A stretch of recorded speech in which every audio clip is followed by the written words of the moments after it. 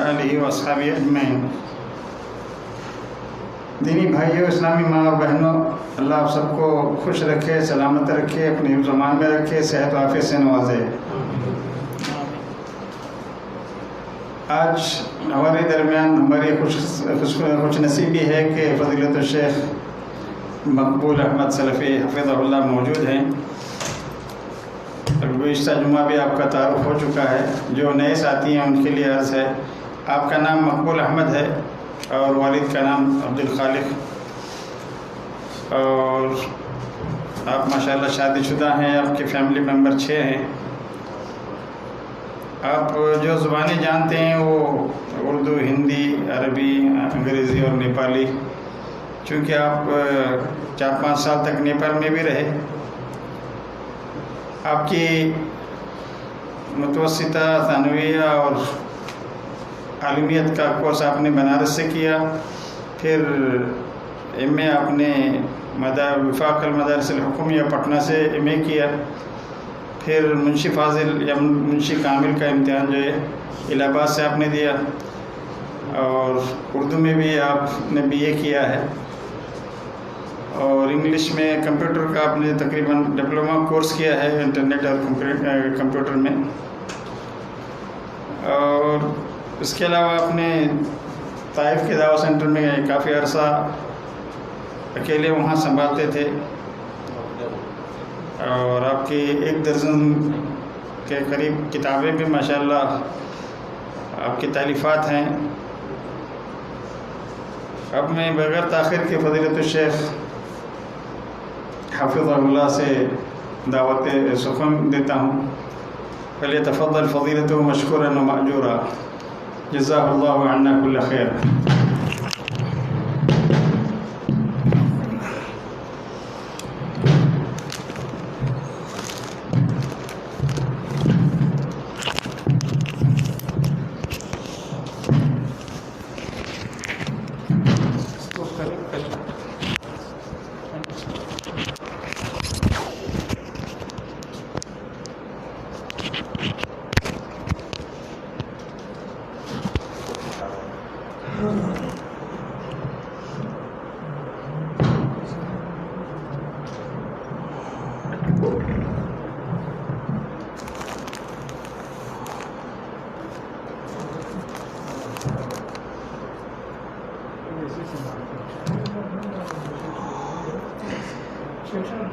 السلام علیکم ورحمۃ اللہ وبرکاتہ۔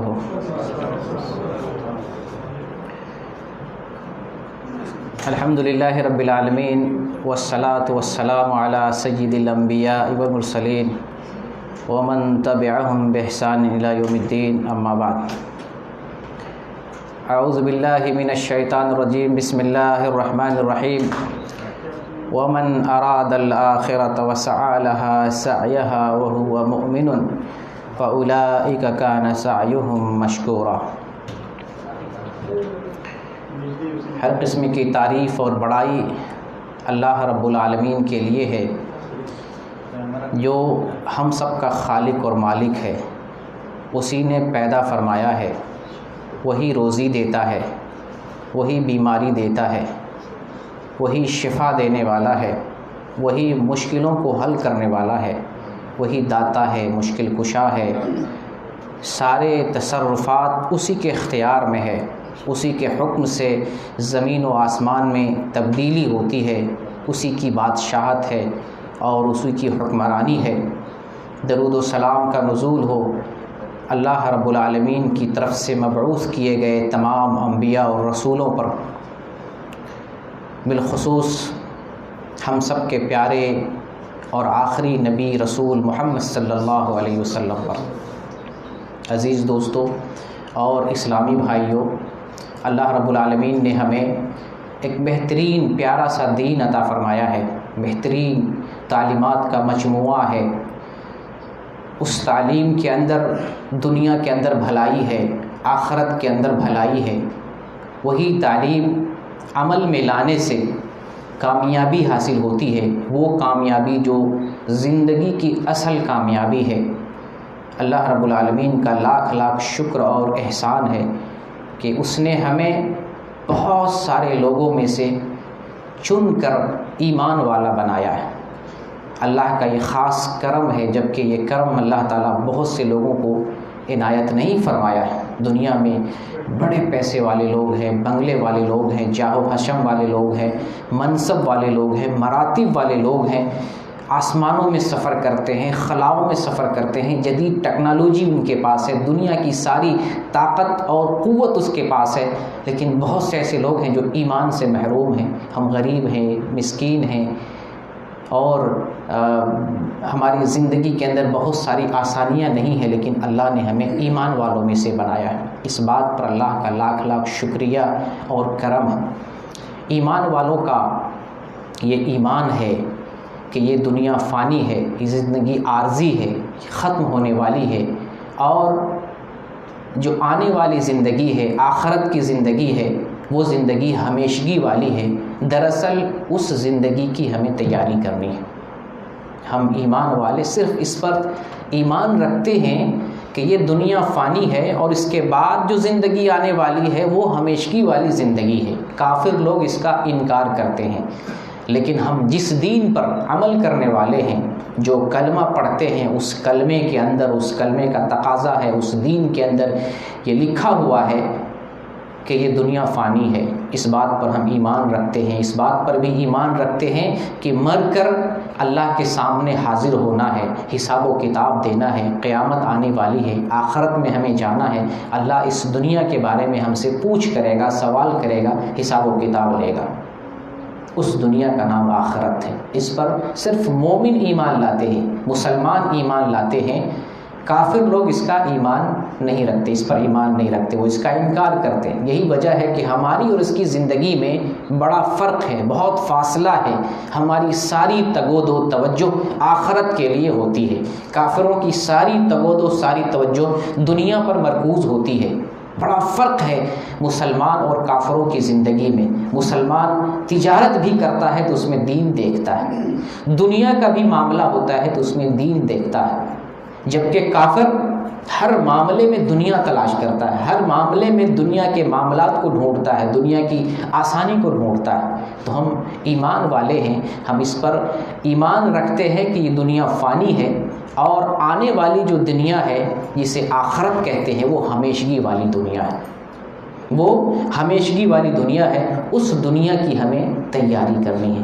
آج اسی سلسلے میں ایمان کو جگانا ہے۔ جو ہم سو گئے تھے، ہمارا ضمیر سو گیا تھا، ہم خواب غفلت میں پڑے ہوئے ہیں، آج ہم اس ردا کو جو ہم نے اوڑھ لیا ہے، غفلت کی ردا، اس کو اتارنے کی کوشش کریں گے، ضمیر کو جھنجھوڑنے کی کوشش کریں گے، دعوت دیں گے کہ اپنے ضمیر کو جو ہے جگائیں، اپنے آپ کو بیدار کریں، ہوش کا ناخن لیں، اور اس دنیا کو سب کچھ نہ سمجھیں، جو آنے والی دنیا ہے اس کی تیاری کریں۔ بلا شبہ ہم غفلت میں ہیں، ہم جو ہے سستی میں پڑے ہوئے ہیں، اس بات کی گواہی اللہ بھی دے رہا ہے۔ قرآن میں اللہ تعالیٰ نے ارشاد فرمایا اقترب للناس حسابهم وهم فی غفلۃ معرضون۔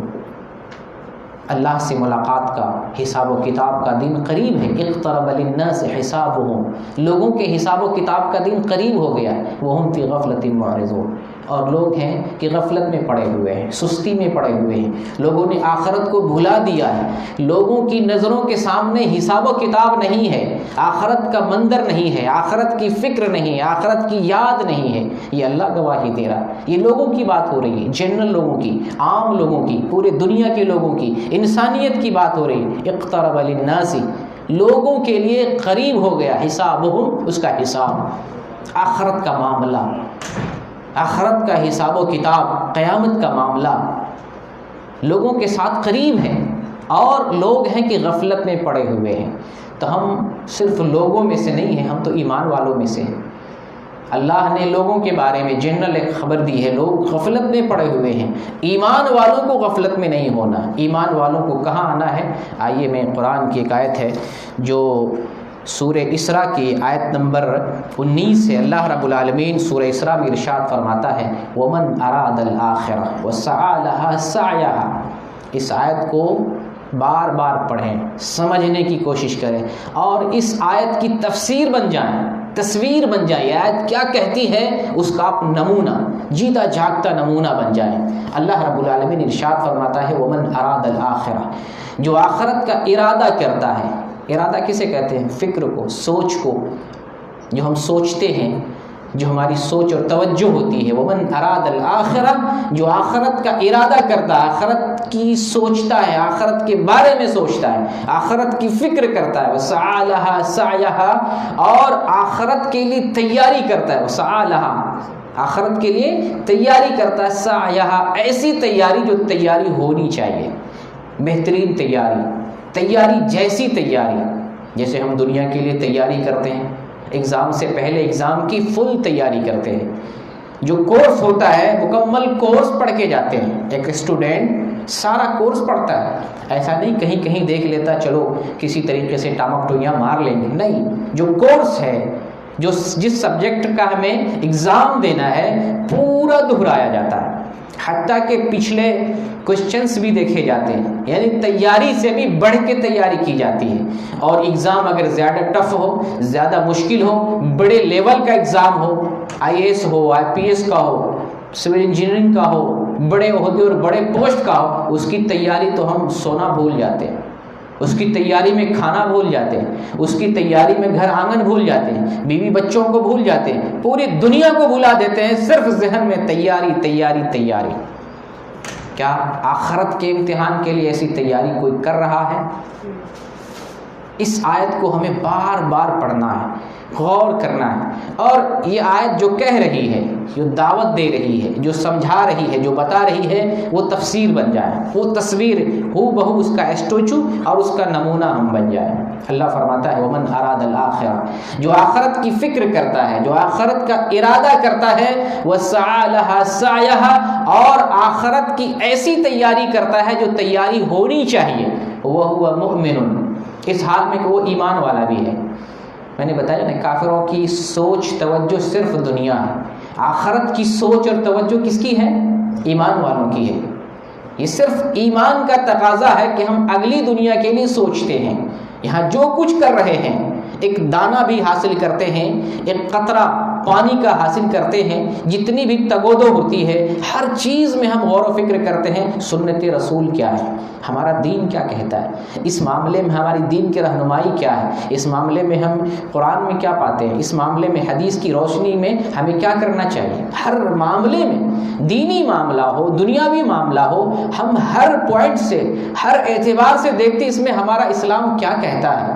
اس بارے میں اسلام میں ضرور کچھ نہ کچھ رہنمائی ہوگی، کیونکہ اسلام نے پوری زندگی کی تعلیم دی ہے. اسلام میں زندگی کا مکمل جو ہے سلیبس تیار کر کے ہمیں دے دیا ہے. اسلام اس کے بارے میں کیا کہتا ہے. دین کے معاملے میں بھی دیکھتے ہیں، دنیا کا معاملہ، تجارت، لین دین، ہر معاملے میں ہم دین دیکھتے ہیں. تو ایمان کا، صرف ایمان والوں کا یہ کام ہے کہ وہ آخرت کی فکر کرتا ہے، جو آخرت کے لیے سوچے، آخرت کا ارادہ کرے. وسعی لہا سعیہا، اور جیسی تیاری کرنی چاہیے تھی ویسی تیاری کریں. ہم دنیا کے ایگزام کی اس لیے مثال دی ہے نا، ذرا اپنے دل کو ٹٹولیں. جو اصل زندگی ہے، کیا ہم اس کی تیاری دنیا کی طرح کر رہے ہیں؟ دنیا کمانے کے لیے جو چند برسوں کی زندگی ہے، اور اس چند برسوں میں بھی نوکری بہت محدود زندگی کے لیے ہوتی ہے. مثلا 30-35 سال 40 سال کے بعد تو نوکری لگتی ہے، پھر 60 سال کے بعد نوکری ختم ہو جاتی ہے. یعنی ہمارے جو ایج ہے 60-70 سال کا جو ایج ہوتا ہے، اس ایج کا بیچ والا تھوڑا سا حصہ نوکری کے لیے ہوتا ہے. اس حصے کے لیے اتنی تگودو، اتنی محنت، اتنی کوشش سے بڑھ کر کوشش کرتے ہیں. اور جو زندگی، آنے والی زندگی، ہمیشگی والی زندگی ہے، کبھی ختم نہ ہونے والی زندگی ہے، اللہ میڑے کی شکل میں موت کو ذبح کر دے گا جنت و جہنم کے درمیان، کہ اب کسی کو موت نہیں آنے گا. یا ہمیشہ رہنا ہے، ہمیشگی والی زندگی ہے، جہنم میں ہمیشہ رہنا ہے، جنت میں ہمیشہ رہنا ہے. تو جو جگہ ہمیشگی والی ہے، جہاں پر نوکری، آپ دنیا کی جو نوکری سمجھتے ہیں نا، جنت میں رہنا بھی ایک نوکری سمجھ لیں، کہ جس جگہ ہمیں ہمیشہ نوکری کرنا، اس نوکری کے لیے ہم نہیں سوچتے، اس نوکری کے لیے وہ کوشش نہیں کرتے ہیں جو کرنی چاہیے. اور اللہ ایمان والے کو بتا رہا ہے کہ آخرت کے لیے کوشش کرو ایسی جیسی کوشش کرنی چاہیے. صرف فکر نہ کرو, صرف کوشش نہ کرو. اللہ نے فکر کی دعوت دی, سوچ اور فکر کی دعوت دینے کے ساتھ عمل کرنے کی ترغیب دی, اور عمل اور کوشش ایسی کہ وہ کوشش جیسی کوشش ہونی چاہیے. کیسی کوشش؟ کوشش جیسی کوشش, ایسی کوشش کہ ہمیں یقین ہو جائے, ہمیں امید ہو جائے کہ اللہ اس کوشش کو ثمربار کرے گا, اس کا بہترین نتیجہ دے گا, اس کا بہترین فائدہ ہمیں ملے گا. ایسی کوشش کہ ہمیں لگے, محسوس ہو کہ ہم نے کچھ کیا ہے, اس کا ہمیں کچھ انعام ملے گا. تو جو اس دنیا میں ومن اراد الاخرہ, جو اس دنیا میں آخرت کی فکر کرتا ہے, یہاں رہتے ہوئے اس دنیا کی سوچتا ہے, اس دنیا کی فکر کرتا ہے, وسعى لها سعيها, اور ایسی کوشش کرتا ہے جیسی کوشش کرنی چاہیے. بڑا پیارا جملہ ہے, اس کو ہم دنیا کی ایگزام سے میچ کر کے دیکھیں, سوچیں اور اپنے گریبان میں جھانک کر دیکھیں کہ ہماری تیاری کیسی ہے. جس تیاری کے لیے یہاں بھیجے گئے ہیں اس میں ہم کتنے کامیاب ہیں, اس تیاری میں ہماری تیاری کتنی فیصد ہے, وہ تیاری کے لیول تک ہماری تیاری ہے یا بہت کم مقدار میں تیاری ہے یا تیاری ہے ہی نہیں.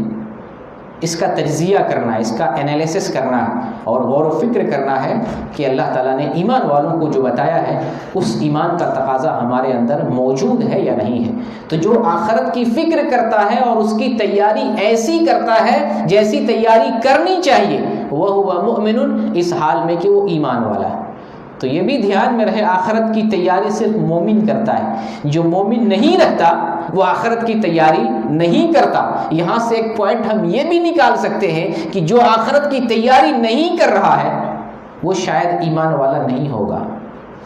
کہیں یہ چوٹ ہمارے اوپر نہ آ جائے, کہیں یہ ضرب ہم مسلمانوں پر نہ آ جائے. اگر ہم آخرت کی تیاری نہیں کر رہے ہیں تو کہیں یہ ضرب, یہ مار ہمارے اوپر نہ آ جائے, کہیں ہم ایمان والے ہی تو نہیں ہیں, ایمان سے کہیں ہم پھر تو نہیں گئے ہیں. آخرت کی تیاری نہیں, آخرت کی سوچ نہیں, آخرت کی تیاری جیسی تیاری نہیں. اور اللہ کہہ رہا ہے ایمان والا آخرت کی تیاری کرتا ہے, اور ایسی تیاری جیسی تیاری ہونی چاہیے وہ تیاری ہم اپنے اندر نہیں پاتے ہیں. وہ فکر آخرت, فکر عقبہ ہمارے اندر نہیں ہے, ناپید اور عنقا ہے. کیا ہم ایمان والوں میں سے ہیں؟ ہمارے اندر واقعی ایمان ہے؟ اگر ہے تو تیاری ہونی چاہیے, فکر آخرت ہونی چاہیے, اور نہیں ہے تو اس کا مطلب ایمان نہیں ہے. یہ ایمان صرف برائے نام ہے, پہچان کے لیے ہے کہ ہم مسلم ہیں, اپنی شناخت بتانے کے لیے, اپنا آدھار کارڈ اور اپنی آئیڈینٹیفیکیشن کے لیے ہم نے اسلام کا لیبل لگایا ہے.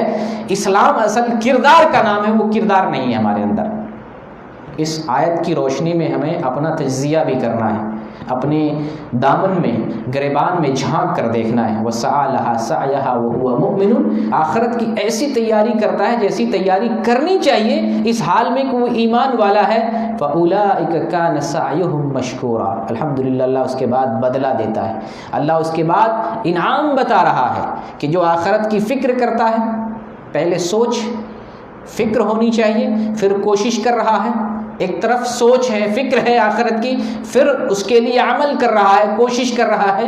فکر اور کوشش کس حال میں؟ ایمان کی حالت میں. اللہ پھر بدلہ بتا رہا ہے, فَأُولَٰئِكَ كَانَ سَعْيُهُمْ مَشْكُورًا. ایسے لوگوں کا بدلہ, ایسے لوگ جو آخرت کی بہترین تیاری کرتے ہیں, اللہ ان کی تیاری کو آخرت میں قدر کی نگاہ سے دیکھے گا. اس کی تیاری کو اللہ قدر کی نگاہ سے دیکھے گا, اس کی تیاری کی قدر دانی کی جائے گی اللہ کے پاس, اس کی تیاری مقبول ہوگی اللہ کے پاس. دوسرے لفظوں میں ہم یہ کہیں کہ اس کی تیاری اللہ کے یہاں مقبول ہو گئی. اس نے جو آخرت کی فکر کی, اس نے جو آخرت کی تیاری کی, اللہ نے اس تیاری کو قبول کر لیا. اور جب آخرت میں اللہ کے یہاں جو ہماری تیاری قبول ہو گئی تو ہمارے لیے انعام کے طور پر جنت ہے. اللہ ہمیں جنت کے انعام سے نوازے گا. تو اس آیت سے ہمیں بڑی نصیحت ملتی ہے.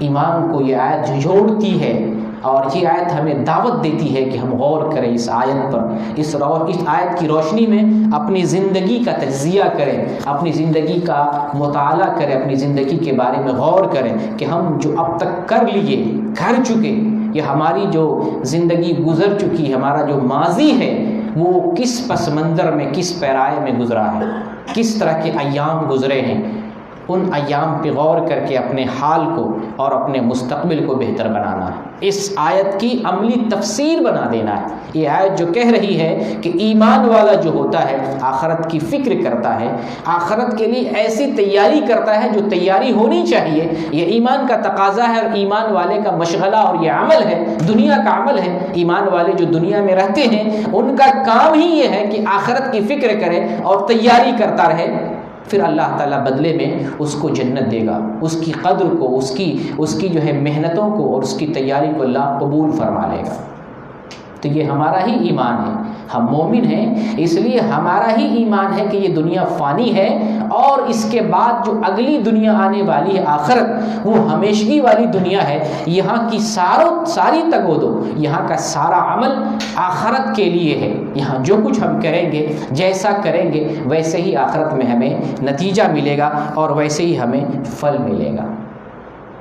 اور اللہ تعالیٰ نے قرآن میں ہمیں دعوت بھی دیا ہے، بتایا بھی ہے وَلْتَنْظُرْ نَفْسٌ مَّا قَدَّمَتْ لِغَدٍ۔ ہر انسان کو دیکھنا بھی ہے، ہر انسان کو یہ دیکھنا بھی ہے کہ اس نے قیامت کے لیے کیا پیش کیا ہے۔ اللہ نے متعدد جگہ پہ انسان کو جگایا ہے، آخرت کے بارے میں سوچنے پر مجبور کیا ہے، سوچنے کی دعوت دیا ہے کہ آخرت کے بارے میں سوچو، کل کے لیے تم کیا بھیج رہے ہو، کیا پیش کر رہے ہو، اس کا جائزہ لو۔ اللہ دعوت دے رہا ہے وَلْتَنْظُرْ نَفْسٌ مَّا قَدَّمَتْ لِغَدٍ۔ ہم نے انسان نے کل کے لیے، غد سعودی عرب میں رہتے ہیں، عربی زبان جانتے ہیں، جیسے بکرا بولتے ہیں کل کے لیے، اسی طریقے سے غد کا استعمال ہوتا ہے کل کے لیے۔ اور یہاں کل سے کیا مراد ہے؟ قیامت مراد، کل سے قیامت مراد۔ قیامت ہم سمجھتے ہیں بہت دور ہے، نبی کریم صلی اللہ علیہ وسلم دنیا میں آئے اس وقت قرآن نازل ہوا، آج سے 1400 سال پہلے قرآن نازل ہوا۔ اس ٹائم اللہ تعالیٰ نے قرآن میں بتایا قیامت آنے والی، قیامت قریب ہے، یعنی اس ٹائم قرآن کی یہ آیت نازل ہوئی کہ انسان دیکھے اس نے کل کے لیے کیا بھیجا ہے۔ اس ٹائم کے حساب سے تو قیامت بہت دور ہے، لیکن اللہ کیوں کہا کل؟ اس لیے کہ قیامت آنے والی ہے، ہر آنے والی چیز نزدیک ہوتی ہے۔ جیسے کوئی گیسٹ طائف سے آ رہا ہے، ریاض سے آ رہا ہے، اگر ہمیں یہ معلوم ہو جائے کہ ریاض سے چل چکا ہے تو جتنا لمحہ گزرے گا وہ نزدیک ہی ہوتا جائے گا، دور نہیں ہوگا، ہے کہ نہیں؟ اگر یہ پتہ چلے کہ کوئی گیسٹ یہاں آیا تھا، یہاں سے جا رہا ہے، تو جتنا لمحہ گزرے گا وہ ہم سے دور ہو رہا ہے۔ لیکن یہ پتہ چلے کوئی ہمارے پاس آ رہا ہے، آنے والا ہے، نکل چکا ہے، یہ اس بات کی علامت اور دلیل ہے کہ وہ جتنا لمحہ گزار رہا ہے، جتنا سیکنڈ گزر رہا ہے، وہ ہم سے نزدیک ہو رہا ہے۔ یہی وجہ ہے کہ اللہ تعالیٰ نے قیامت کو کل کہا ہے۔ سمجھ میں آیا؟ اللہ نے قیامت کل کیوں کہا؟ کیوں یہ آنے والی چیز ہے، یقینی ہے، فکس ہے، متعین ہے، اس پر ایمان والے اور مومن جو ہے ایمان رکھتے ہیں۔ یہ بھی قیامت پر مومن کا ایمان ہے، قیامت آنا ہے، ہر حال میں آنا ہے، اس سے کوئی بھی مومن انکار نہیں کر سکتا، یہ ایمان کا جزء لا ينفک ہے، اس کا انکار کرنے والا مومن نہیں ہوگا، کیونکہ ہماری ساری توجہ قیامت کے لیے، ساری فکر جو ہے قیامت کی، آخرت کی اور اگلی دنیا کی ہماری ساری توجہ ہے۔ مومن کی زندگی سے اگر فکر آخرت نکل جائے تو مومن کہیں کا نہیں رہے گا۔ یہ جو پورا قرآن ہے، پورا دین ہے، آپ نے غور کیا کبھی؟ 3 علوم پر مبنی ہے قرآن جو ہے، توحید، رسالت، معاد۔ توحید، رسالت، معاد۔ توحید اور رسالت تو شاید سنے ہوں گے، اشہد اللہ الہ الا اللہ واشہد ان محمد رسول اللہ، گواہی دیتا ہوں اللہ رب العالمین کے علاوہ کوئی عبادت کے لائق نہیں، اور گواہی دیتا ہوں محمد صلی اللہ علیہ وسلم اس کے بندے اور اس کے رسول ہیں۔ تو ایک طرف توحید، ایک طرف اللہ کی توحید ہے اور دوسری طرف رسول کی رسالت ہے، یہ ہے توحید اور رسالت۔ قرآن میں یہ 2 علوم ہیں، اللہ کی طرف ایک اللہ کی توحید بیان کی جا رہی ہے، ایک رسول کی رسالت کا تذکرہ ہے، تیسرا کون سا ہے؟ 3rd پارٹ معاد، آخرت۔ قرآن کا 1/3 چیپٹر معاد پر ہے، آخرت کے بارے میں۔ کس کی مجال ہے، کس مسلمان کی مجال ہے کہ آخرت کا انکار کر دے؟ اللہ رب العالمین نے بے پناہ آیتوں میں آخرت کی جو ہے متعدد مثالوں کے ذریعے ہمیں سمجھایا. قیامت آنے والی ہے، قیامت ایسی ہے، انسان مر کر زندہ ہوگا. اللہ مثالوں کے ذریعے سمجھا رہا. یہ کافر ماننے کے لیے تیار نہیں ہے، نہ مانے. تم ایمان والے ہو، مانو. جب تم کچھ نہیں تھے اللہ تعالیٰ نے تمہیں کچھ بنایا، اور جب تم انسانی شکل میں، انسانی ڈھانچے میں موجود ہو، اس ڈھانچے کو فنا کر کے دوبارہ بنانا ہمارے لیے تو پہلے سے زیادہ آسان ہے. ہم مرے ہوئے انسان کو دوبارہ زندہ کیوں نہیں کر سکتے؟ تم جب نہیں تھے ہم نے بنایا، اب جب تم آ گئے ہو اس باڈی کو ختم کر کے دوبارہ بنانا ہمارے لیے تو پہلے سے زیادہ آسان ہے. جیسے دنیا میں یہ میک آ گیا، یہ ٹیبل آ گیا، یہ مکان آ گیا، اس کو اگر ہم دھوست کر دیں، اس کو ہم ختم کر دیں، زمین بوس کر دیں، اس کو بنانا انسان کے بس میں پہلے سے آسان. ایک اسٹرکچر تیار ہو چکا ہے، ایک اسٹرکچر تیار ہو چکا ہے. اس کو گرا کر دوبارہ بنانا ایک انسان کے لیے پہلے سے آسان ہو گیا. اور وہ خالق سپر پاور جس نے زمین بنائی، آسمان بنایا، ساری مخلوقات کو بنایا، اس زمین کے اندر اور آسمان کے اندر جتنی چیزیں ہیں ہر چیز کا تنے تنہا مالک ہے. کوئی پارٹنر نہیں، کوئی شریک نہیں، کوئی معاون نہیں، کوئی ہیلپر اور کوئی مددگار نہیں. اللہ نے اکیلا بنایا ہے. اور پھر اللہ کے بارے میں ہم یہ سوچ لیں کہ ہمیں دوبارہ زندہ نہیں کر سکتا. یہ ایمان کے منافی ہے. یہ کفر ہے کہ ہم اس بات کا انکار کریں اللہ ہمیں دوبارہ نہیں زندہ کر سکتا. اللہ کے لیے تو یہ آسان ہے. تو اللہ تعالیٰ نے قرآن میں متعدد مثالوں کے ذریعے ہمیں سمجھایا انسان کو ہم دوبارہ زندہ کریں گے اور یہ ہمارے لیے آسان ہے. تو قرآن کے جو علوم ہیں ان علوم میں 1/3 ایک پارٹ جو ہے معاد کے بارے میں ہے. آخرت کی تعلیم دیتا ہے، آخرت کی فکر دیتا ہے. آخرت کی تیاری کرو، آخرت کے لیے سوچو، آخرت کے لیے کرو. تو اللہ نے بتایا کہ ہر نفس، ہر انسان کو دیکھنا ہے، سوچنا ہے، غور کرنا ہے اس نے کل کے لیے، قیامت کے لیے کیا پیش کیا ہے، کیا پیش کر رہا ہے، کیا کچھ کر رہا ہے، کیا کچھ تیاری ہے. اور جو کچھ ہم یہاں کرتے ہیں سب بیلنس ہو رہا ہے، سارا اسٹور ہو رہا ہے، جمع ہو رہا ہے. اب غور کریں، جب انسان دنیا میں جو جتن کر رہا ہے، محنت کر رہا ہے دنیا کے لیے، مرتے وقت وہ ساری چیزیں ایک جھٹکے میں، ایک سیکنڈ میں، ایک لمحے میں ان ساری چیزوں سے رشتہ ٹوٹ جاتا ہے. گھر جو اس کا بنا ہوا تھا، اس نے اتنی محنت سے گھر بنایا، اس سے رشتہ ختم ہو گیا، اس سے رشتہ ختم ہو گیا. اس مکان پر دوسرے کا مالکانہ حق آ جاتا ہے، اس کی جائیداد پر، اس کے ایک ایک سامان پر، ایک ایک چیز پر جو اس نے محنت سے، کوشش سے، بھاگ دوڑ کر کے، خون پسینہ خشک کر کے اس نے جو کچھ سمیٹا، بٹورا اور جمع کیا، ایک جھٹکے میں جیسے موت آئی ان تمام چیزوں سے اس کا رشتہ ختم ہو جاتا ہے. اور وہ اپنے ساتھ صرف وہ لے کے جاتا ہے جو اچھا یا برا کیا ہوتا ہے. اچھا یا برا یہ اس کی زندگی کے لیے ساتھی بنتا ہے آخرت کے سفر پر، جو اچھا یا برا کرتا ہے. تو ایک مومن جو کچھ کر رہا ہوتا ہے، یہ تو کافروں کی بات ہے کہ کافر جو کچھ یہاں پر کرتے ہیں اس کو آخرت میں کوئی نصیب اور حصہ نہیں ہے. یعنی کافر اگر اچھا کام کرے، بھلائی کا کام کرے، نیکی کا کام کرے، شاید یہ بات آپ سب لوگ جانتے ہوں گے، کافر اگر دنیا میں کوئی بھی نیکی کا کام کرتا ہے اس کو یہی بدلہ ملے گا، آخرت میں کوئی حصہ نہیں ہے. مومن اگر نیک کام کرتا ہے اللہ یہاں بھی بدلہ دیتا ہے اور اس کی نیکیاں اسٹور ہوتی ہیں، آخرت میں بھی اس کو بدلہ ملے گا، آخرت میں بھی بدلہ ملے گا. تو میں ذکر کر رہا تھا کہ ہم جو کچھ آخرت کے لیے کر رہے ہیں، کافر نے تو آخرت کے لیے کچھ نہیں کیا، اس کے پاس تو کچھ نہیں ہے. مومن نے جو کچھ کیا آخرت کے لیے کیا ہے. تو بھلے دنیا کے سامان سے رشتہ ختم ہو جائے لیکن اس نے جو اسٹور کیا ہے اس سے اس کا رشتہ مرنے کے بعد سے لے کے آخرت تک اور جنت تک اس کا رشتہ ہوگا، اس سے رشتہ کبھی ختم نہیں ہوگا. تو ہم اپنی زندگی کے سفر میں اس چیز کو زیادہ سفر بنائیں، اس کو اپنے سفر کا سامان بنائیں جو آخرت تک ہمارا پے در پہ مسلسل ساتھ دیتا رہے. اور وہ کیا ہے؟ انشاءاللہ اس سب کی باتیں بعد میں ہوں گی. ابھی میں ذکر یہ کر رہا ہوں کہ ہم جو کچھ آخرت کے لیے کرتے ہیں، نیک کام کرتے ہیں، وہ ساری چیزیں اسٹور ہو رہی ہیں، جمع ہو رہی ہیں اور وہ ہمارا ساتھی بنیں گے آخرت کے سفر کے لیے. اللہ تعالیٰ نے قرآن میں ارشاد فرمایا وَمَا تُقَدِّمُوا لِأَنفُسِكُم مِّن خَيْرٍ تَجِدُوهُ عِندَ اللَّهِ، کہ تم اپنے لیے نیکی جو کچھ کرتے ہو، وَمَا تُقَدِّمُوا لِأَنفُسِكُم مِّن خَيْرٍ، نیکی اور بھلائی جو کچھ اپنے آپ کو فائدہ پہنچانے کے لیے اپنے لیے کرتے ہو، تجدوہ عند اللہ، اللہ کے پاس پاؤ گے۔ میں نے بتایا کہ جو ہمارا دنیا کا ساز و سامان چھوٹ گیا، لیکن جو ہم کچھ اسٹور کر رہے ہیں آخرت کے لیے وہ ضرور پائیں گے۔ یہاں کا گھر بھلے آخرت میں نہ ملے، یہاں کی زمین بھلے آخرت میں نہ ملے، یہاں کے مال و متاع، مال و منال اور یہاں کے جو ہے اسباب اور ذرائع آخرت میں نہیں ملے، لیکن ہم نے آخرت کے لیے جو پیش کیا ہے وہ ساری چیزیں ہمیں ملیں گی۔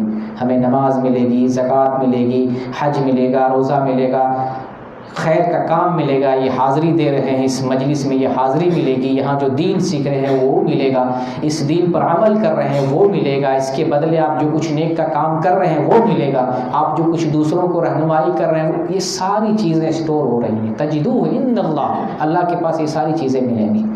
تو کتنا خوش نصیب ہے وہ مسلمان، وہ ایمان والا جو وہ چیزیں جمع کرے جو آخرت تک مسافر کے لیے ساتھی بنا رہے اور مددگار بنا رہے۔ تو وہ چیزیں نیکیاں ہیں، تقویٰ ہیں، بھلائی کا کام ہے، اچھے کام ہیں۔ ان ساری گفتگو کا محصل یہ ہے کہ ایک مومن کی زندگی میں آخرت کی فکر ہونی چاہیے، آخرت کی سوچ ہونی چاہیے، سوچ ٹھوس اور مضبوط، اور اس سوچ کے بعد پھر اس کے بعد آخرت کی تیاری ہونی چاہیے۔ ہم آخرت کی تیاری کریں، ایسی تیاری کریں جو تیاری قابل قدر ہو، اللہ اس تیاری کو قبول کر لے، ایسی تیاری کریں۔ دنیا کی تیاری کو نظروں کے سامنے رکھیں کہ ہم دنیا کے لیے کتنی کوششیں کرتے ہیں۔ ایک سعودی عرب آنے کے لیے آدمی کتنے دھکے کھاتا ہے، کہاں کہاں سے ویزا حاصل کرتا ہے، کیسے کیسے کر کے ویزا اسٹمپ کرتا ہے، اور پھر کیسے کیسے کر کے کمپنی میں آتا ہے، کام کرتا ہے، پھر کتنی محنت سے سیلری لیتا ہے اور منتھلی یہاں سے سیلری بھیج رہا ہے، گھر والے کھا رہے ہیں، بال بچے کھا رہے ہیں، ایک دنیا کے لیے۔ اسی دنیا میں مومن آدمی اپنے آپ کو نیکیوں کے ساتھ ایڈجسٹ کر سکتا ہے۔ نماز کے ٹائم میں نماز پڑھنا ہے، رمضان کے مہینوں میں روزہ رکھنا ہے، زکوٰۃ دینے کا وقت آئے زکوٰۃ دینا ہے، حج فرض ہو جائے تو حج کرنا ہے، نیکی کا کام کرنا ہے، اپنے پڑوسیوں کو دیکھنا ہے، رشتہ داروں کو دیکھنا ہے۔ انہی کاموں میں ان کاموں کو بھی ایڈجسٹ کر لیں۔ ان کا دین کے کاموں کے لیے الگ سے وقت نکالنے کی ضرورت نہیں۔ جیسے آدمی سو رہا ہے، جیسے آدمی کھانا کھا رہا ہے، جیسے آدمی قضاء حاجت کر رہا ہے، جیسے آدمی رشتہ داروں سے ملنے کے لیے جا رہا ہے، دنیا کا ہر کام ہو رہا ہے، دین کے لیے کام اور وقت نہیں۔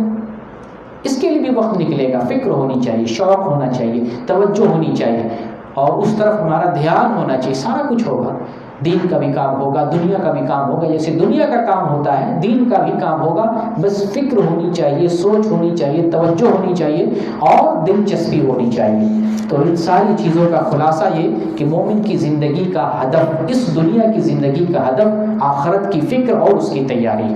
اب چلتے ہیں مختصر انداز میں، ہم جو اہم مضمون ہے، جو میرے مضمون کا حصہ ہے، اصل حصہ ہے کہ ہم اس کی تیاری کیسے کریں۔ ٹھیک ہے، ایک مومن کو سوچنا ہے آخرت کے لیے، آخرت کی فکر کرنی ہے، آخرت کے بارے میں سوچنا ہے، تیاری کیسے کرنا ہے۔ مولانا تھوڑا اس کے بارے میں گائیڈ کر دیں، ہمیں بتا دیں تاکہ ہم اسی ٹریک پہ چلیں۔ جیسے ایک ریل کا ٹریک بنتا ہے، ٹرین اسی پہ چلتی ہے، اس ٹریک سے نہیں ہٹتی ہے، اس ٹریک سے ہٹے گی تو گر جائے گی، ٹکرا جائے گی، ختم ہو جائے گی، وہ ٹرین ختم ہو جائے گی، ٹرین میں جتنے مسافر وہ سب ختم ہو جائیں گے۔ ہم ایک ٹریک بناتے ہیں، جانتے ہیں اس ٹریک کو، اس ٹریک پہ ہم چلیں گے تاکہ آخرت کی جو تیاری ہے وہ تیاری ہم صحیح سے کر سکیں۔ آئیے اس طرف توجہ کرتے ہیں۔ اس سلسلے میں سب سے پہلی بات، ہم پہلے نمبر پہ یہ ہماری سوچ ہو، اللہ ہماری نگرانی کر رہا ہے، اللہ ہمیں دیکھ رہا ہے۔ اس کو صاف لفظوں میں اور بہت ہی صریح الفاظ میں یہ کہہ سکتے ہیں کہ اللہ ہمارا مراقبہ کر رہا ہے، اللہ ہماری نگرانی کر رہا ہے۔ مراقبہ یہ صوفیوں کی زبان نہیں ہے۔ صوفیوں کے یہاں مراقبہ، اس کی میں تھوڑی سی وضاحت کر دوں کہیں غلط فہمی نہ ہو جائے۔ صوفیوں کے یہاں مراقبہ یہ ہے دنیا سے کٹ جاؤ، بیوی بچوں سے کٹ جاؤ، دنیا سے کٹ جاؤ، گاؤں والے سے کٹ جاؤ، جنگل میں چلے جاؤ اور ایک کٹیا میں، ایک چھوٹے سے گھر میں اپنے آپ کو قید کر کے اللہ اللہ اللہ اللہ کرو۔ یہ مراقبہ ہے صوفیوں کے نزدیک۔ یہ دین نہیں ہے، یہ بے دینی ہے، بے دینی ہے، یہ دین نہیں ہے۔ کچھ لوگ کہتے ہیں مراقبہ یہ ہے، اپنے آپ کو یہ سوچو یہ تالاب ہے، نور کا تالاب، اس میں سوچو کہ ہم نور کے تالاب میں ڈوب گئے ہیں، سوچ لو بس، اور پھر وہاں سے روحانی قوت اور طاقت ملتی ہے۔ یہ جہالت ہے، بے دینی ہے۔ اس کو مراقبہ، صوفیوں نے اس کا نام دیا ہے۔ اور تبلیغی جماعت والے بھی ان کے ہاں بھی تصوف پایا جاتا ہے، آپ نے جانا ہے تبلیغی جماعت والے بھی تصوف میں پڑے ہوئے ہیں، وہ لوگ بھی چشتی، قادری، سہروردی، نقش بندی، وہ ان لوگوں کے طریقے پر چلتے ہیں، تو ان کے یہاں بھی مراقبہ ہے۔ وہ لوگ کہتے ہیں کسی قبر پہ چلے جاؤ اور سر کو ڈھانپ لو، جیسے میں نے شماغ لگایا، سر کو ڈھانپ لو، نظریں نیچی کر لو اور دھیان کرو، آدھے گھنٹے 1 گھنٹے دھیان کرو، وظیفہ بھی کرو، اللہ حاضری اللہ ناظری، تو مراقبہ حاصل ہوگا۔ یہ جہالت ہے، یہ دین نہیں ہے۔ تو مراقبہ ہم عام لفظوں میں بتا رہے ہیں، مراقبہ نگرانی کرنا، اللہ ہماری نگرانی کرنے والا۔ آپ جب راستے سے گزرتے ہیں جگہ جگہ بورڈ دیکھتے ہوں گے، الطریق مراقب بالکیمرہ، یعنی یہ راستہ جو ہے کیمرے کے ذریعے نگرانی کیا جا رہا ہے۔ تو اس لفظ میں، اس عام معنی میں آپ کو بتا رہا ہوں اللہ ہماری نگرانی کرنے والا ہے۔ آپ یہ سوچیں ہم کہیں بھی ہیں، کسی بھی جگہ ہیں، کہیں پر بھی ہیں، اللہ ہمیں دیکھ رہا ہے۔ یہ سوچ اگر ہو، گناہ سے بچیں گے، غلط کام سے بچیں گے، اور اللہ نے جو حکم دیا اس میں نافرمانی سے بھی بچیں گے۔ ہمیشہ یہ توجہ اور یہ دھیان اللہ دیکھ رہا ہے۔ غالب نے کہا نا، ساقی شراب پینے دے مسجد میں بیٹھ کر، ساقی شراب پینے دے مسجد میں بیٹھ کر، یا وہ جگہ بتا جہاں خدا نہ ہو۔ کہ بھائی اللہ دیکھ ہی رہا ہے، تو جب ہم کہیں بھی شراب پیئیں گے اللہ دیکھ لے گا، تو مسجدے میں بیٹھ کے کیوں نہیں شراب پیئیں جب اللہ دیکھ ہی رہا ہے؟ یہ سوچ ہے، اللہ ہر جگہ دیکھ رہا ہے، کہیں پر بھی بیٹھ کے شراب پئیں، اندھیرے میں، اجالے میں، مجمع میں، جلوت میں، خلوت میں، اللہ دیکھ رہا ہے۔ یہی حال برائی کا ہے۔ آپ موبائل اسکرین پر گندی تصویر کہیں بھی دیکھیں، بستر میں لیٹ کے، لائٹ بجھا کر، روم لگا کر، اکیلے میں، لوگوں کی نظروں سے دور ہو کر، اللہ دیکھ رہا ہے۔ اللہ ہر چیز پر نگرانی کر رہا ہے، ہر چیز کو دیکھ رہا ہے۔ ابو جہل کو مخاطب کر کے اللہ نے بتایا، الم یعلم بان اللہ یرا، کیا ابو جہل کو پتہ نہیں ہے اللہ دیکھ رہا ہے؟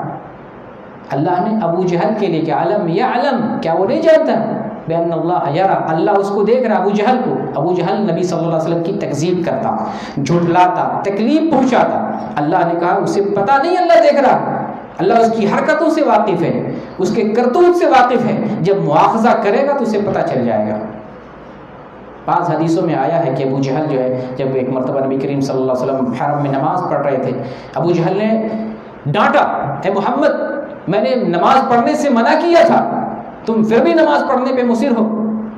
بڑھا رسول اللہ صلی اللہ علیہ وسلم کو تکلیف دینے، غالباً اپنا قدم جو ہے نعوذ باللہ نبی صلی اللہ علیہ وسلم کے کندھے پر رکھنے کے لیے چلا، اللہ جو ہے عذاب کا فرشتہ بھیجتا ہے۔ ابو جہل جو ہے جلدی سے واپس پیر پلٹاتا ہے۔ لوگ پوچھتے ہیں ابو جہل کیا ہوا، تم تو ایسا کرنے جا رہے تھے؟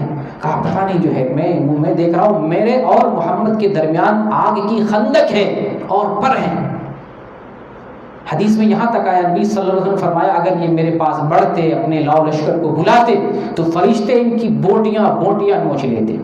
تو آج جو رسول کی توہین کرتے ہیں، رسول کی شان میں گستاخی کرتے ہیں، بڑی نصیحتیں، عبرتیں ہیں تاریخ کے اندر، قرآن کے اندر، حدیث کے اندر۔ جو لوگ نہیں سنبھلتے ہیں اللہ ان سب کو سیدھا کر دیتا ہے، اچھوں کو سیدھا کیا ہے۔ ایسے اکڑنے والے، زمین پر جو ہے تکبر اور غرور سے چلنے والے کہ تاریخ نے اس کی ایسی مثال پیش کی کہ لوگ اس کا نام نہیں رکھتے، بدترین طریقے سے اس کا نام لیا جاتا ہے، نشان عبرت بنا دیا اللہ تعالیٰ نے ایسے ظالموں کو، ایسے کافروں کو، ایسے بدبختوں کو جنہوں نے اسلام پہ انگلی اٹھائی، رسول پہ انگلی اٹھائی، اللہ پر جو ہے نازیبہ کلمات کہے، ایسے لوگوں کو اللہ تعالیٰ نے عبرت کا نشان بنا دیا۔ تو بہرکیف یہ قرآن کی آیت الم یعلم بان اللہ یرا، کیا ابو جہل کو پتہ نہیں اللہ دیکھ رہا ہے؟ تو یہ ہم کو بھی اس سے نصیحت لینا، کیا ہمیں پتہ نہیں اللہ نہیں دیکھ رہا؟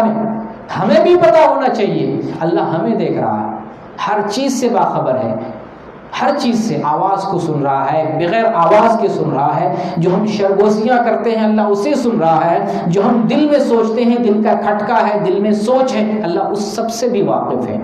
تو جب ایک مومن کی یہ سوچ ہو جائے اللہ دیکھ رہا ہے، تو اس سے آخرت کی تیاری میں بڑی مدد ملے گی۔ ایک تو گناہوں سے بچے گا، دوسرا یہ کہ اسے خیال آئے گا کہ آخرت کی ہمیں سوچنا ہے، آخرت کی فکر کرنی، اس اللہ سے ہمیں ملنا، اس سے ملاقات کرنا، اس کے یہاں حساب دینا ہے۔ وہ پوچھ کرے گا دنیا میں کیسے زندگی گزاری، کیسے زندگی گزاری، جوانی تمہاری کیسے گزری، تمہارے معاملات کیسے تھے، گھریلو معاملات کیسے تھے، تمہارے عائلی معاملات کیسے تھے، دنیاوی معاملات کیسے، اللہ ہر چیز کے بارے میں سوال کرے گا۔ جب یہ ذہن میں ہے کہ ہمارا خالق، ہمارا مالک ہمیں دیکھ رہا ہے، گناہوں سے بھی بچے گا اور واجبات کو ادا کرنے میں اس بات سے مدد ملے گی۔ یہ پہلی چیز ہے آخرت کی تیاری کرنے کے لیے، بڑی اچھی اور سب سے عمدہ اور پیاری چیز ہے۔ اس کے بعد ایک دوسری چیز آخرت کی تیاری میں، وہ ہے تقوی، اللہ سے ڈرنا۔ ایک تو اللہ دیکھ رہا ہے، ساتھ ساتھ اللہ سے ڈرے بھی، اللہ کا تقوی اختیار کریں۔ تقوی کیا ہے؟ ایک قول ہے جو حضرت علی بن ابی طالب رضی اللہ عنہ کی طرف منسوب کیا جاتا ہے، الخوف من الجلیل والقناعۃ بالقلیل والعمل بالتنزیل والاستعداد لیوم الرحیل۔ یہ چار چیزیں بیان کی گئی ہیں۔ یہ قول حضرت علی رضی اللہ عنہ کی طرف منسوب کیا جاتا ہے، الخوف من الجلیل، اللہ سے ڈرنا۔ جلیل کہتے ہیں، جیسے نام رکھتے ہیں نا عبد الجلیل، جلیل کا بندہ، تو جلیل کون ہے؟ اللہ۔ الخوف من الجلیل، جلیل سے ڈرنا، اللہ سے ڈرنا۔ والعمل بالتنزیل، اللہ نے جو نازل کیا ہے اس پر عمل کرنا۔ کیا نازل کیا ہے؟ یہ قرآن نازل کیا ہے۔ اس کو ہم پڑھتے نہیں، سمجھتے نہیں، اس پر عمل کیسے کریں گے؟ یہ کیا کوئی مولوی کے لیے آیا کہ صرف مولوی پڑھے گا، مولوی سمجھے گا، مولوی تبلیغ کرے گا؟ سب کے لیے، عبداللہ، عبد الرحمن، سفیان، سب کے لیے ہے۔ صرف مدرسے والوں کے لیے، علماء کے لیے، طلباء کے لیے، صرف جزیرۃ العرب کے لیے قرآن نہیں ہے۔ یہ قرآن پوری دنیا کے ہر مسلمان کے لیے، کسی زبان کا ہو، کسی خطے کا ہو، کسی برادری کا ہو، کسی نسل کا ہو، کسی جگہ کا ہو، اور کسی بھی چیز سے اس کا تعلق ہو۔ یہ قرآن ہر اس مسلمان کے لیے ہدایت کی کتاب ہے۔ اس کو جب ہم پڑھیں گے نہیں، سمجھیں گے نہیں، اس پر عمل کیسے کریں گے؟ اس کو ہمیں سمجھ کے پڑھنا ہے۔ تو تقویٰ کہتے ہیں الخوف من الجلیل، اللہ سے ڈرنا، والعمل بالتنزیل، جو نازل کیا ہے، تنزیل پر عمل کرنا، یہ تنزیل قرآن پر عمل کرنا، والقناعۃ بالقلیل، تھوڑی چیز پر صبر کر لینا، اللہ نے جو دنیا دیا ہے صبر کر لینا، بہت پانے کی فکر نہ کرنا۔ ہم کوشش کر سکتے ہیں، کما سکتے ہیں، کوشش کرنے سے کوئی حرج نہیں ہے، کمانے میں کوئی برائی نہیں ہے، لیکن نہ ملنے کے بعد پھر بھی اسی کے چکر میں رہنا، اسی کے لیے غمگین رہنا، اسی کے لیے پریشان رہنا، اسی کو حاصل کرنے کی کوشش کرنا، یہ نہیں ہونا چاہیے۔ ایک آدمی اگر پولیس میں بھرتی ہونا چاہ رہا تھا، نہیں ہو سکا، بار بار ٹرائی کر رہا، نہیں ہو رہا، پھر بھی وہ اسی کے لیے کوشش کر رہا۔ زندگی گزارنے کے بہت سارے طریقے ہیں، کسی طریقے سے آپ کر سکتے ہیں، روزی کمانے کا کوئی بھی ذریعہ، کوئی ضروری نہیں اگر ہم نے پولیس بننا اپنا ٹارگیٹ بنا لیا ہے تو بن ہی جائے۔ ہم نے سوچا تھا، اگر 2-4 بار ٹرائی کیے نہیں ہوا، ٹھیک ہے، ہم دوسرے روزگار کو اپنا سکتے ہیں۔ تو دنیا کے لیے ہم ایسی کوشش نہ کریں کہ اسی کے لیے مر مٹ جائیں، اسی کے لیے پوری زندگی وقف ہو جائے، ایسا نہیں ہونا چاہیے۔ تو والقناعۃ بالقلیل، تھوڑی چیز پر قناعت کر لینا، صبر کر لینا، جو اللہ نے دے دیا مقدر میں، جو چیز کوشش کرنے کے ساتھ جو چیز ہمیں نصیب ہوئی، ہم یہ سوچ لیں کہ اللہ نے ہمارے نصیب میں یہی لکھا تھا۔ خاص طور سے سعودی عرب میں دوسرے کو دیکھ دیکھ کے آدمی بہت پریشان ہوتا ہے، یار اتنی محنت تو میں بھی کرتا ہوں، اتنی سیلری ہم کو نہیں آتی، یہ تو ہم سے کم پڑھا لکھا ہے، اس کو تو بہت پیسہ مل رہا ہے، اس کی بڑی سیلری ہے، یہ تو جو ہے انگوٹھا چھاپ پتہ نہیں اس کو کیشیئر کیسے بنا دیے، اس کو چیئرمین کیسے بنا دیے، اس کو کیمپ باس کیسے بنا دیے، ہم تو حافظ قرآن ہیں، ہم تو مدرسے سے فارغ ہیں، ہم تو جو ہے BA کیے ہوئے، ہم تو MSc کیے ہوئے، ہم نے تو فلاں ڈگری ہے۔ یہاں یہ فیلنگ زیادہ ہے، یہ نہیں ہونی چاہیے۔ نصیب کی بات ہے، جس کو جس نصیب میں نصیب کا ہوا وہ روزی ملی اور اتنا پیسہ مل رہا ہے، تو اس فیلنگ کو اپنے اندر سے دور کرنے کی ضرورت ہے۔ والقناعۃ بالقلیل، تھوڑی چیزوں پر قناعت کر لینا۔ والاستعداد لیوم الرحیل، یوم الرحیل آخرت کے دن کی تیاری کرنا، یہ تقوی میں داخل ہے، آخرت کی تیاری کرنا، استعداد، پریپریشن، آخرت کی تیاری، آخرت کے لیے جو ہے تیار کرنا، تیاری کرنا، اس کی کوشش کرنا، یہ تقوی۔ 4 چیزوں کا مجموعہ، اللہ سے ڈرنا، قرآن پر عمل کرنا، تھوڑی چیزوں پر صبر کر لینا، آخرت کی تیاری کر لینا، ان 4 چیزوں کا نام تقوی ہے۔ تو اللہ سے ہم ڈریں، اللہ کا خوف کھائیں، قرآن پر عمل کریں، تھوڑی چیزوں پر صبر کر لیں، آخرت کی تیاری کر لیں، آخرت کی تیاری کی کوشش کریں۔ اگر یہ چیز ہماری زندگی میں اور ہمارے اندر یہ چیز آ جاتی ہے تو انشاءاللہ آخرت کی طرف جو ہے ہماری تیاری ہوگی، آخرت کی سوچ ہوگی، آخرت کی طرف توجہ ہوگی۔ یہ میں نے دوسری چیز بتائی۔ ایک تیسری چیز ہے جو نبی کریم صلی اللہ علیہ وسلم کی حدیث سے معلوم ہوتا ہے، وہ ہے موت۔ موت کو کثرت سے یاد کریں۔ نبی کریم صلی اللہ علیہ وسلم کا فرمان ہے، یہ حدیث ترمذی میں ہے 2367 نمبر کی، شیخ البانی نے اس حدیث کو حسن صحیح قرار دیا ہے۔ آپ صلی اللہ علیہ وسلم ارشاد فرماتے ہیں، اکثروا ذکر حازم اللذات، یعنی الموت، اکثروا ذکر حازم اللذات۔ لذات تو سمجھتے ہیں، لذت کی جمع لذات، اور حازم کہتے ہیں توڑ دینا، کاٹ دینا۔ لذت کو کاٹ دینے والی چیزوں کو کثرت سے یاد کرو۔ اکثروا، نبی نے فرمایا اکثروا، کثرت سے یاد کرو۔ کس کو؟ اس کو جو لذتوں کو توڑ دیتی ہے۔ لذتوں کو توڑنے والی کون سی چیز ہے؟ آگے نبی نے بتایا، یعنی الموت، موت کو کثرت سے یاد کرو۔ یہ نبی کا حکم ہے، تو ہم موت کو کثرت سے یاد کریں گے۔ موت سے لذت ختم ہو جاتی۔ لذت کا مطلب یا جو کچھ کر رہے تھے لذت اٹھا رہے ہیں، کھانے سے لذت اٹھا رہے ہیں، بیٹھنے سے لذت اٹھا رہے ہیں، کرسی سے ابھی فائدہ اٹھا رہے ہیں، اس اے سی سے لذت اٹھا رہے ہیں، جب موت آ جائے لذتیں ختم، ساری لذتیں ختم۔ تو یہ موت ساری لذتوں کو ختم کرنے والی ہے۔ اس موت کو رسول اللہ نے مثال، آپ نے یہ نہیں کہا موت کو کثرت سے یاد کرو، اللہ کے نبی نے مثال دے کر بڑے اچھے طریقے سے سمجھایا تاکہ لوگ عبرت لیں، نصیحت لیں کہ جن لذتوں کے پیچھے تم بھاگتے ہو، جن لذتوں کے تم عاشق بنے ہوئے ہو، جن لذتوں کو تم نے زندگی سمجھ رکھا ہے، جن لذتوں میں تم ڈوب گئے ہو، آخرت کو بھلا بیٹھے ہو، ان لذتوں کے بارے میں ذرا سوچو۔ یہ لذتیں ختم ہونے والی، فنا ہونے والی، اور موت سے ساری لذتیں تہس نہس ہو جاتی ہیں، ایک لخت ختم ہو جاتی ہے، ساری چیزیں چھوٹ جاتی ہیں۔ تو اس موت کو کثرت سے یاد کرو۔ موت کو کثرت سے یاد کرنے سے کیا ہوتا ہے؟ موت کو جب یاد کرتے ہیں تو ہمیں یہ معلوم ہوتا ہے کہ ہم بھی مرنے والے، ہم کو بھی جنازہ کی شکل دیا جائے گا، ہمیں بھی غسل دیا جائے گا، لٹایا جائے گا، غسل دیا جائے گا، کفن پہنایا جائے گا، تابوت پر لٹایا جائے گا۔ کچھ لوگ اٹھا کر قبرستان جائیں گے، ہماری قبر کھودی جائے گی، قبر میں ہمیں لٹایا جائے گا، قبر میں، قبر کے نیچے، منو مٹی کے نیچے ہمیں دفن کر کے رشتہ دار سب چلے آئیں گے۔ ہمارا رشتہ اسی تک ہمارے گھر والوں سے تھا جب تک جسم میں روح تھی۔ جس وقت ہمارے جسم سے روح نکل گئی، لذت تو ساتھ چھوڑ ہی دیا، گھر والے بھی ساتھ چھوڑ دیے۔ وہ جو ہمارے بہت قریب رہا کرتے تھے، وہ جس پر ہم جان نچھاور کرتے تھے، وہ جس کے لیے ہم مر مٹ رہے تھے، وہ جس کے لیے ہم نے اپنا ملک چھوڑ دیا، سفر بننے والی ہے، ہم اس چیز کی تیاری کریں گے۔ اس لیے موت کو کثرت سے رسول اللہ صلی اللہ علیہ وسلم نے جو یاد کرنے کا حکم دیا، اس کے اندر سب سے بڑی حکمت یہ ہے کہ اسے آخرت یاد آتی ہے، اور آخرت جب یاد آتی ہے ایک مومن کو تو اس کی تیاری کرتا ہے، اس کے لیے کوشش کرتا ہے، اس کے لیے جتن کرتا ہے، اس کے لیے اعمال اور تقوی اکٹھا کرتا ہے، وہ چیزیں تیار کرتا ہے، جمع کرتا ہے جو آخرت میں کام آنے والی ہوتی ہیں۔ اس کے لیے نہیں بھاگتا، اس چیزوں اس کو جمع کرنے کی کوشش نہیں کرتا جس کا ساتھ دنیا تک رہتا ہے، بلکہ اس چیز کی کوشش کرتا ہے جس کا ساتھ آخرت تک ہوتا ہے۔ تو یہ تیسری چیز تھی، موت کو کثرت سے یاد کرنا۔ ایک چوتھی چیز معاون جو فکر آخرت اور اس کی تیاری میں ہے، وہ ہے قبروں کی زیارت کرنا۔ قبروں کی زیارت موت سے ریلیٹڈ ہے، اور اس سعودی عرب میں بہت کم لوگ ہیں، یعنی سمجھ لیں بہت کم لوگ ہیں جو کسی جنازے میں شریک ہوتے ہیں۔ کتنے کو تو پتہ ہی نہیں کہ یہاں بھی آدمی مرتا ہے۔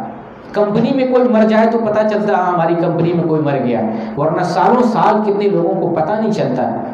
ہمیں غور کرنا چاہیے، سوچنا چاہیے، پتہ لگانا چاہیے۔ آپ عمرہ کرنے جاتے ہیں، زیارت کرنے جاتے ہیں، مدینہ جاتے ہیں، ان ساری جگہوں پر جنازے کی نماز ہوتی ہے، اور حرم شریف میں، حرمین میں تقریباً 5 وقتہ نمازوں کے بعد جنازے کی نماز ہوتی ہے، اس میں شرکت کریں، پھر جنازے میں شریک ہوں۔ یہ ہماری کوشش ہونی چاہیے۔ قبرستان کی زیارت کرنا یہ مسنون ہے، سنت ہے۔ ہم وہابیوں نے بریلیوں کو تانا دے دے کر کے ہم ہی غائب ہو گئے، بھلا دیا ہم نے قبروں کو، قبرستان کو، جبکہ رسول اللہ نے قبروں کی زیارت کرنے، قبرستان کی زیارت کرنے کا حکم دیا ہے۔ ہم اتنا تانا دینے لگے کہ ہم خود جانے کو عیب سمجھنے لگے۔ جبکہ وہ جانے کی جگہ ہے، وہاں جانا چاہیے، زیارت کرنی چاہیے۔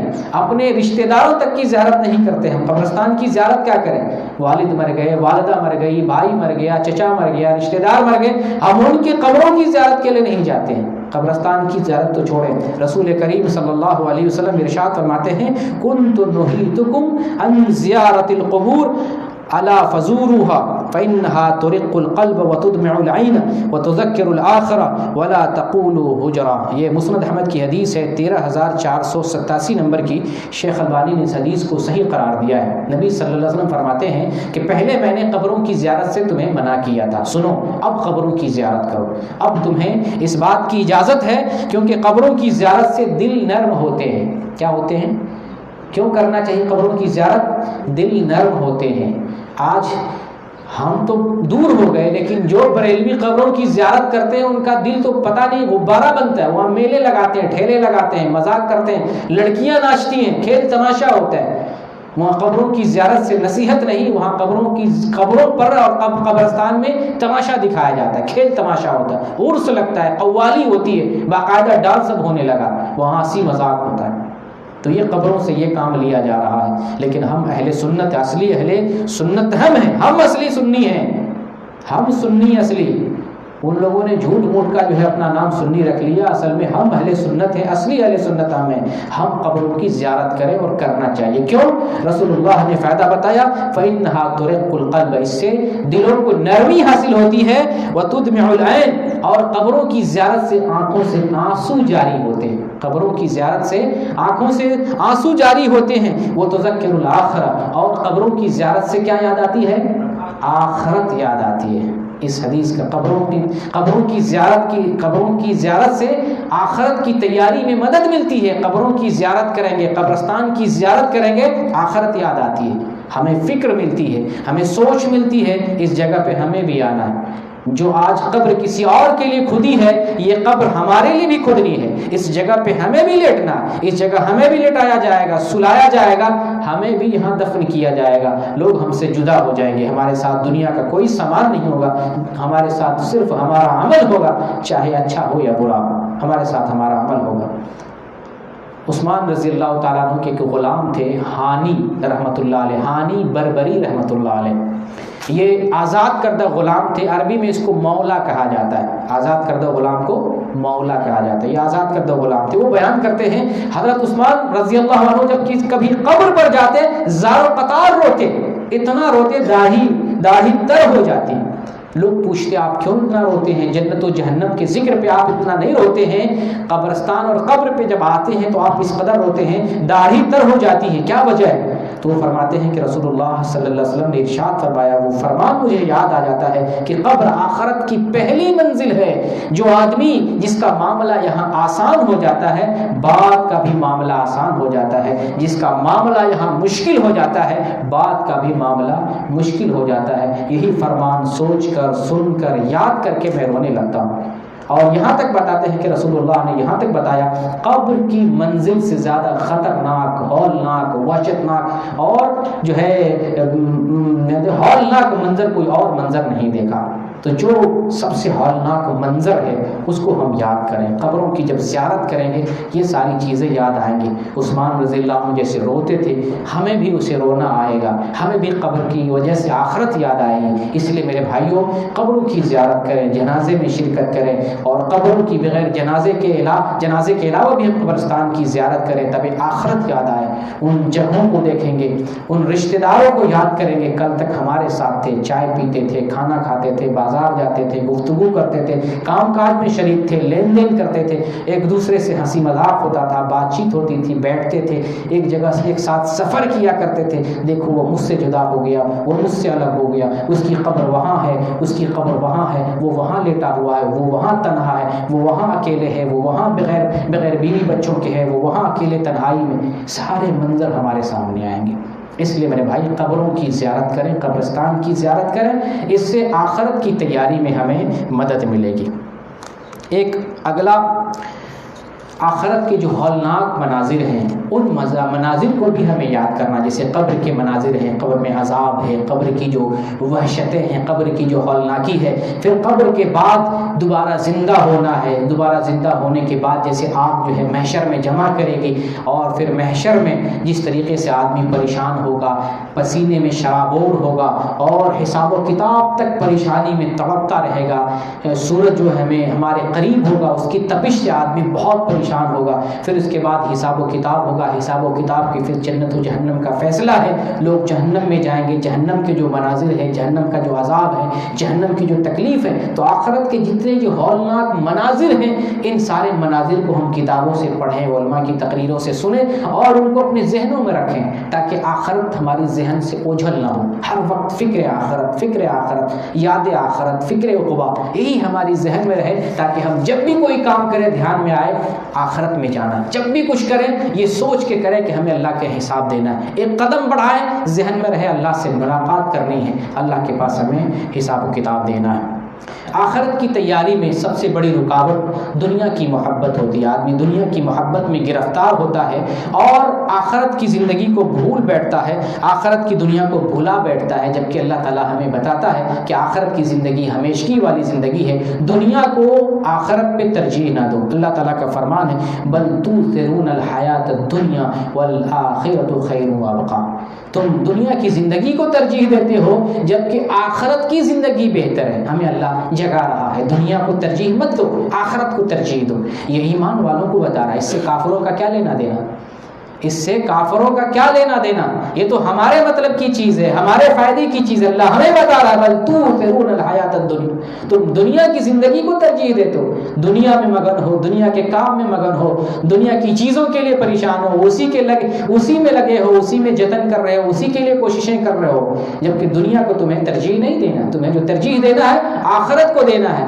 کیونکہ وہ ہمیشگی والی دنیا ہے اور بہتر۔ اللہ نے کہا والآخرۃ خیر وابقیٰ، آخرت بہتر ہے، باقی رہنے والی۔ دو چیزیں اللہ، آخرت، دنیا اچھی جگہ نہیں ہے، یہ مچھر کے پر کے برابر بھی اس کی حیثیت نہیں ہے، لیکن آخرت خیر، بہتر ہے، وابقیٰ، ہمیشہ رہنے والی ہے۔ تو جو ہمیشہ رہنے والی جگہ ہے، میں نے پچھلے بار بھی بتایا تھا، اس جگہ ایسا گھر بنائے کہ اس گھر میں آرام والے گھر میں ہم ہمیشہ رہیں۔ تو آخرت کو ہم ترجیح دیں، دنیا کو ضرورت کی جگہ سمجھیں، یہاں پر ضرورت کے تحت آئے ہیں، اصل ٹھکانہ ہمارا آخرت ہے، آخرت میں ہمیں اچھے گھر میں اور اس گھر میں جانا ہے جو آرام والا گھر ہے، جو تکلیف والا گھر ہے۔ اللہ سے پناہ طلب کرے اللہ تکلیف والے گھر میں آخرت میں ہمیں نہ دے، ہمیں اس گھر میں ہمیں جو ہے جگہ عطا فرما، جو گھر جو ہے آرام والا گھر ہے، نعمتوں والا گھر ہے، جس میں اللہ کا دیدار ہمیں نصیب ہوگا۔ اسی طریقے سے دلوں پر زنگ لگتا ہے، انسان غافل ہو جاتا ہے، اللہ نے دلوں کو پاک کرنے کے لیے کہا ہے، جس میں ایک حصہ دل ہے یہ صحیح سلامت ہے، پورا جسم صحیح سلامت ہے، یہ بیمار ہوتا ہے پورا جسم بیمار ہوتا ہے، اسی لیے اللہ نے کہا کہ جو دلوں کو پاک کرتا ہے وہ کامیاب ہو جاتا ہے۔ قد افلح من تزکیٰ، وہ کامیاب ہے جو دل کو پاک کرتا ہے، اپنے آپ کو پاک کرتا ہے، جو خود کو پاک نہیں کیا وہ کامیاب نہیں ہے۔ ہم اندر سے گناہگار ہیں، ظاہری شکل و صورت میں بہترین انسان لگتے ہیں تو بہترین انسان نہیں ہے جب تک کہ ہمارا باطن اور ہمارا دل صاف نہیں ہے۔ اندر سے پاک ہونا چاہیے، اندر کا تعلق ظاہر سے ہوتا ہے، ظاہر کو اس وقت انسان بہتر طریقے سے سنوارتا ہے، اپنے چہرے کے ایک ایک داغ کو صاف کرتا ہے، اپنے چہرے سے ایک ایک داغ کو، ایک ایک جھرری کو، ایک ایک جو ہے جو چیز انسان کو پسند نہ آئے اس کو دور کرنے کی کوشش کرتا ہے، لیکن اندر میل ہے، کچرا ہے، گندگی ہے، نجاست ہے، بے پناہ برائیاں ہیں، ان کو زائل کرنے اور صاف کرنے کی کوشش نہیں کرتا، جبکہ اصل مومن کا یہی ہدف اور کام ہونا چاہیے کہ اندر کی جو نجاست ہے، گندگی ہے، اس کو صاف کرے۔ ظاہر ہمارا اچھا ہو نہیں ہو کوئی فرق نہیں پڑتا، اللہ تعالیٰ انسان کو کسی کو خوبصورت بناتا ہے، کسی کو بدصورت بناتا ہے، یہ اللہ کی طرف سے ہے۔ کوئی خوبصورت ہوتا ہے، کچھ ٹپ ٹاپ نہیں کرے تب بھی اچھا لگتا ہے، کوئی خوبصورت نہیں ہوتا تو بننے کی کوشش کرتا ہے۔ اللہ کی تخلیق اللہ جسے چاہتا ہے جس ڈھانچے میں اور جس حسن کے ساتھ پیدا کرتا ہے، لیکن اصل جو حسن ہے اندر کا حسن ہے اور یہ آپ کے ہاتھ میں ہے۔ یہ اندرونی حسن ہمارے ہاتھ میں ہے. ظاہری حسن کو اللہ نے بنایا ہے، جیسی شکل دی ہے، جیسی شباہت دی ہے اور جیسا جو ہے ساخت دیا ہے وہ اللہ نے دیا ہے، لیکن اندرونی چیز جو ہے، اندرونی ساخت کو ہم بنا سکتے ہیں. اندر ہمارا جسم کیسا ہے ہمارے ہاتھ میں، ہم اندر کے جسم کو بہتر بنائیں. اندر کا دل، اندر کا جسم، اندر کا جگر، اندر جو کچھ اس کی صفائی ہمارے ہاتھ میں ہے. تو وہ کامیاب ہوا. قد افلح من تزکا، جو اپنے آپ کو پاک کرتا ہے، اپنے دلوں کو پاک کرتا ہے، اپنے اخلاق کو بہتر بناتا ہے، اپنے اندرونی معاملات کو ٹھیک کرتا ہے، اللہ سے تعلقات کو بہتر بناتا ہے. یہ اندرونی معاملہ ہے، وہ انسان بہتر ہے جو اپنے آپ کو پاک کرتا ہے. تو دلوں کی زنگ کو دور کریں. دلوں پر جو غفلت ہے، دلوں پر جو برائی کا زنگ لگا ہوا ہے، دلوں کے اندر جو بیماری ہے، چاہے شرک کی بیماری ہو، بدعت کی بیماری ہو، نافرمانی کی بیماری، دل پر کسی بھی طرح کا زنگ ہے، کسی بھی طرح کا داغ دھبا ہے، اس طرح بنائیں جیسے ماں کے پیٹ سے آئے تھے. سفید دل اللہ تعالیٰ نے دیا تھا، اس دل کو ایسے ہی شکل میں بنانے کی کوشش کریں تو آخرت کی تیاری میں یہ معاون ہے اور انشاءاللہ ہم آخرت میں کامیاب ہونے والوں میں سے ہوں گے. ایک آخری اور نقطہ جو ہے، بڑا اہم نقطہ جو آخرت کی تیاری میں معاون اور مددگار ہے، وہ خود کو مسافر سمجھنا ہے. اپنے آپ کو اس دنیا کا ٹھیکیدار نہیں سمجھے. ہم آ گئے بس، ہماری جیسے آج ہندوستان میں بی جے پی حکومت سمجھ رہی ہے، ہم ٹھیکیدار ہیں ہندوستان کے، ہم ہی رہنے والے، ہم ہی حکومت کرنے والے، ہم کبھی ختم نہیں ہوں گے، ہم کبھی مریں گے نہیں، کسی کے یہاں حساب نہیں دینا ہے، کوئی پوچھنے والا نہیں. اپنی عدالت ہے، اپنی فوج ہے، اپنی پولیس ہے، اپنی حکومت ہے، اپنے ڈنڈے ہیں، اپنی لاٹھی ہے، جو چاہے ہم کر سکتے ہیں. یہ بی جے پی والے جیسے سمجھ رہے ہیں، ہم اس طرح ہم مسلمان نہیں سوچیں گے کہ ہم ہی ہیں، یہیں پر ہم اسٹیل باڈی کی طرح ہمیں رہنا ہے، کوئی حرکت نہیں، کچھ نہیں کر سکتے، اسٹیل باڈی نہیں. اپنے آپ کو مسافر سمجھیں، اور یہ رسول کا حکم ہے، یہ ہم اپنی طرف سے نہیں بتا رہے، یہ رسول کا حکم ہے، اپنے آپ کو مسافر سمجھیں. نبی کریم صلی اللہ علیہ وسلم کا فرمان ہے، ترمذی کی حدیث ہے 2333 نمبر کی، شیخ البانی نے اس حدیث کو صحیح قرار دیا ہے. کن فی الدنیا کأنک غریب، کن فی الدنیا کأنک غریب او عابر سبیل وعد نفسک فی اہل القبور. کن فی الدنیا کأنک غریب او عابر سبیل، اپنے آپ کو مسافر اور راہگیر سمجھو، اجنبی سمجھو، مسافر سمجھو اس دنیا میں. کن فی الدنیا، اس دنیا میں مسافر کی طرح رہو، یہ رسول کا حکم ہے.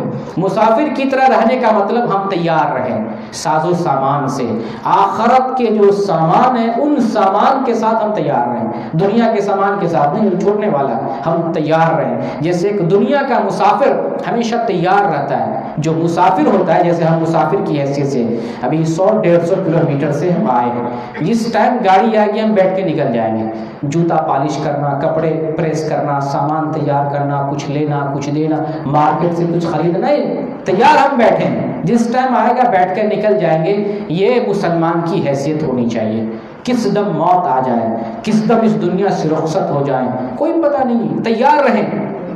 بہت سے لوگ سوچتے ہیں ابھی زندگی پڑی ہے، عبادت کریں گے، بڑھاپے میں کریں گے، ابھی تو بہت سارا وقت باقی ہے، ابھی تو کمانے کا ٹائم ہے، ابھی تو عیش کرنے کا ٹائم ہے، ابھی جو مستی کرنے کا وقت ہے، ابھی گھوم لیتے ہیں، ابھی ہنی مون کرتے ہیں، ابھی پکنک مناتے ہیں، ابھی ٹور پہ جاتے ہیں، ابھی رنگ ریلیاں منا لیتے ہیں. دیکھیں گے جب بڑھاپا آئے گا مسجد پکڑ لیں گے، داڑھی رکھ لیں گے، دیندار بن جائیں گے، آخری وقت میں اللہ اللہ خیر صلی اللہ.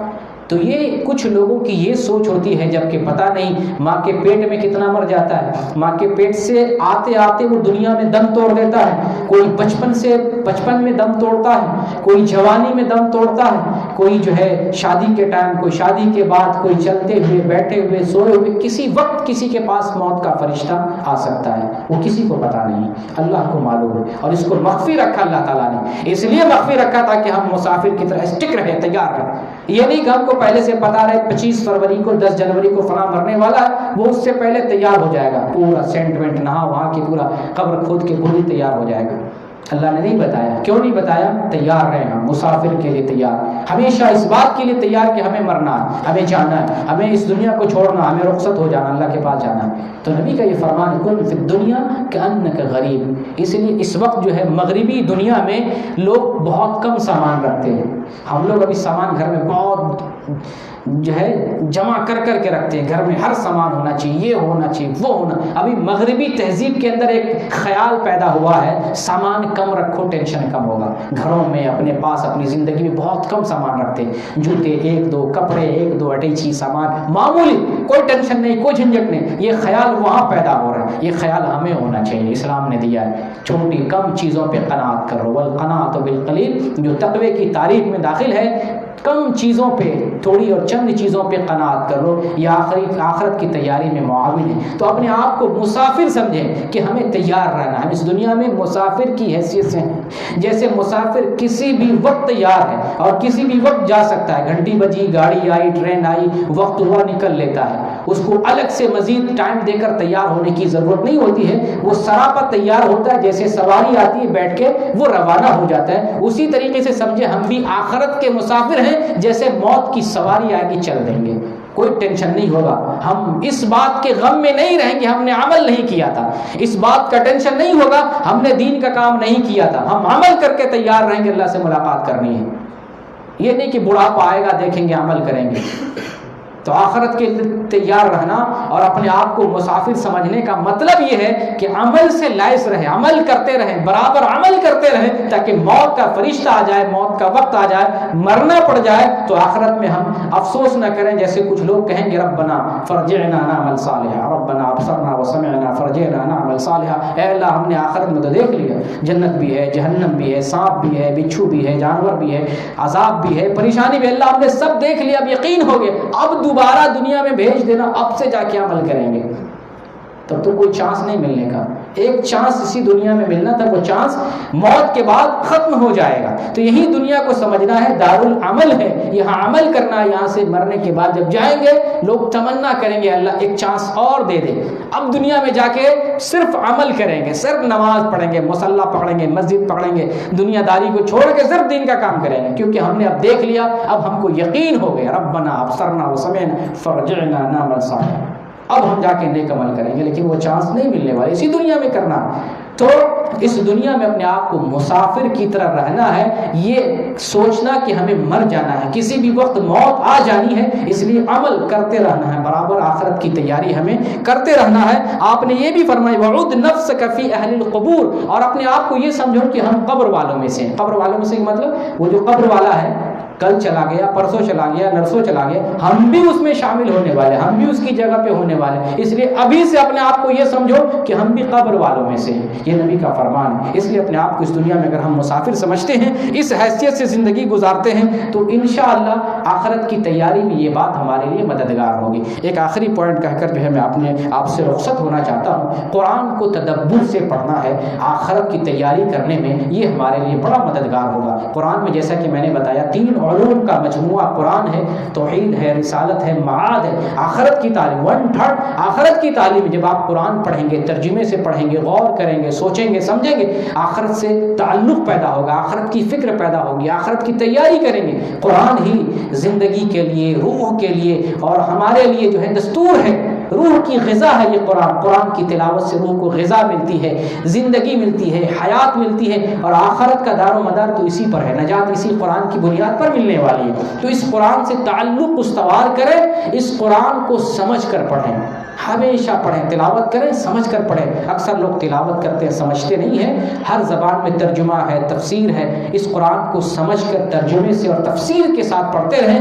جتنا قرآن پڑھیں گے، غور و فکر کریں گے، سمجھنے کی کوشش کریں گے، اللہ سے اتنا تعلق ہوگا، اللہ پر اتنا بھروسہ ہوگا، اللہ سے ملاقات کی امید پیدا ہوگی کہ دیکھو قرآن میں اللہ نے یہ انعام دیا، یہ بدلہ دیا، اللہ نے یہ رکھا ہے. ہم نیکی کا جذبہ اپنے اندر پیدا کریں گے اور اللہ سے ملنے کی تڑپ پیدا ہوگی، اللہ سے ملنے کی خواہش پیدا ہوگی. ہم اس دنیا میں جانے کے خواہش مند ہوں گے. جتنا برائی کریں گے اتنا آخرت سے بھاگیں گے، جتنی اچھائی کریں گے ہم سوچیں گے اتنا جلدی اللہ کے پاس جائیں. تو یہ خیال اور یہ تصور کب پیدا ہوگا؟ جب ہم قرآن سے تعلق استوار کریں گے، قرآن سے رشتہ جوڑیں گے، قرآن سمجھ کر پڑھنے کی کوشش کریں گے، قرآن میں غور و فکر کریں گے اور قرآن کی تعلیمات کو اپنی زندگی کا حصہ بنائیں گے. تب جا کر یہ فکر اور یہ سوچ پیدا ہوگی کہ ہم اپنے رب سے ملاقات کریں گے. اپنے رب سے ملاقات کی امید اور آخرت کی فکر اس وقت پیدا ہوگی جب قرآن قرآن سے ہمارا ایک گہرا ربط ہوگا۔ افسوس کی جو ہے قرآن سے ہمارا تعلق بہت کم ہوتا جا رہا ہے۔ قرآن کو ہم نے طاقوں کی زینت بنا دیا، قرآن کو ہم نے علاج کا ذریعہ بنا دیا، قرآن کو ہم نے جنات اور بھوت اتارنے کا ایک سبب بنا لیا ہے۔ قرآن ہم کبھی کبھار پڑھتے ہیں، قرآن کبھی کھولتے نہیں، کبھی کبھار پڑھتے ہیں، کبھی کبھار وہ بھی بلا سوچے سمجھے، بغیر ترجمے کے، بغیر مفہوم کے، بغیر تدبر اور حکمت کے پڑھتے ہیں، قرآن سمجھ کر نہیں پڑھتے۔ یہ تو قربان جائے جس ملک میں ہے اس ملک میں آفس میں بھی لوگ قرآن پڑھتے ہیں، چرچ اس میں جو ہے پارکوں میں قرآن پڑھتے ہیں، ہوٹلوں میں قرآن پڑھتے ہیں، گاڑیوں میں قرآن پڑھتے ہیں، فلائٹ میں قرآن پڑھتے ہیں، پروفیسر قرآن پڑھ رہا ہے، طالب علم قرآن پڑھ رہا ہے، انجینئر قرآن پڑھ رہا ہے، ڈاکٹر قرآن پڑھ رہا ہے۔ اپنے یہاں ڈاکٹر قرآن پڑھے گا، انجینئر قرآن پڑھے گا، سائنٹسٹ قرآن پڑھے گا۔ اگر مسلمان بھی اگر سائنٹسٹ ہے، ڈاکٹر، انجینئر ہے، وہ بڑی اونچی چیز دیکھے گا، بہت اونچی چیز کا مشاہدہ کرے گا، دنیا سے اتنا دور ہو جاتا ہے۔ مسلمان اگر دنیا پاتا ہے دین سے بہت دور ہو جاتا ہے، بہت دور ہو جاتا ہے۔ اپنے یہاں جو ہے ہر جگہ قرآن نہیں پڑھتے، صرف مدرسے میں، صرف گھر میں، صرف مسجد میں، محدود جگہ میں، وہ بھی جو ہے بہت کم۔ یہاں دیکھیں قرآن کتنا عام ہے۔ اسی طریقے سے قرآن کو ہمیں اپنے گھروں میں اور دنیا میں عام کرنا ہے۔ اللہ رب العالمین سے دعا کرتے ہیں بارہا قرآن سے ہمارا رشتہ استوار فرما دے۔ اللہ ہم کمزور ایمان والے ہیں اور جو اعمال ہمارے ہیں ان میں بھی اخلاص نہیں ہے، اللہ ہمارے ایمان کے اندر مضبوطی پیدا کر دے، ہمارے عملوں کے اندر اخلاص پیدا فرما دے۔ ہمارے دلوں پر جو زنگ لگا ہوا ہے اللہ اپنی تدبیر سے، اپنی حکمت سے ہمارے دلوں کو صاف فرما دے۔ اللہ ہم نے آخرت کو بھلا دیا ہے، آخرت سے مغافل ہو گئے، لیکن تو مہربان ہے، تو کریم ہے، تو رحیم ہے، تو رحم کرنے والا ہے۔ ہمارے ایمان کو بیدار کر دے، ہمارے ایمان کے اندر حرارت اور قوت پیدا کر دے، ایسی حرارت ہمارے ایمان کے اندر پیدا کر دے کہ آخرت کی فکر ہمارے اندر پیدا ہو جائے۔ بارے اللہ تو ہی ہمیں جو ہے دین کے راستے پر لگانے والا، ہمیں دین کے راستے پر لگا دے، آخرت کی وہ تیاری کرنے والا مسلمان اور ایمان والا بنا دے جو تیاری تو ہم سے طلب کر رہا ہے، جو تیاری آخرت میں مطلوب ہے۔ بار اللہ ہم میں سے جو پریشان حال ہیں ان کی پریشانی کو دور فرما دے، جو لوگ مقروض ہیں ان کے قرضے کو ادا فرما دے، جو بے اولاد ہیں ان کو اولاد سے نواز دے، جو شرک و بدعت والے ہیں اللہ ان کو توحید کے راستے پر لے آ، جو کافر ہیں، جو مشرک ہیں اللہ انہیں بھی ایمان کی دولت سے نواز دے۔ بار اللہ ہم ایمان والے ہیں، کمزور ہیں، ہمارے ایمان کو مضبوط بنا دے، ہمیں تو اپنی بندگی کے لیے مخصوص فرما لے، ان بندوں میں سے بنا لے جو تیرے منتخب بندے ہیں، پیارے بندے ہیں۔ بار اللہ جب تک دنیا میں رہیں ایمان پر، اسلام پر قائم اور زندہ رہیں، اور جب ہمیں تو موت دے تو ہماری زبان سے آخری کلمہ نکلے لا الہ الا اللہ محمد رسول اللہ۔ آمین وآخر دعوانا ان الحمد للہ رب العالمین۔